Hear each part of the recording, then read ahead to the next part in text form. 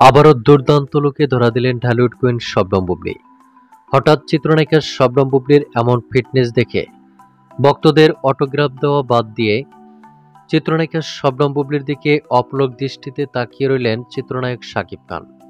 তাই তার বিস্তারিত জানতে অবশ্যই ভিডিওটি না টেনে সঙ্গেই থাকুন। প্রিয় দর্শক, সম্প্রতি কিছুক্ষণ আগেই ঢালিউড কুইন শবনম বুবলীর একটি স্থিরচিত্র সোশ্যাল মিডিয়ায় প্রকাশিত হয়েছে। ছবিটি প্রকাশের সঙ্গে সঙ্গে নেট মাধ্যম সহ বিভিন্ন মাধ্যমে বেশ সাড়া ফেলেছে।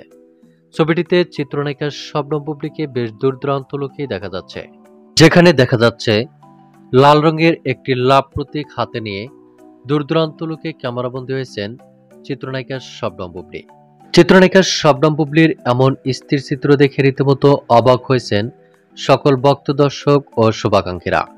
এদিকে ঢালিউড সুপারস্টার শাকিব খানের একটি স্থির চিত্র সোশ্যাল মিডিয়ায় ভাইরাল হয়েছে।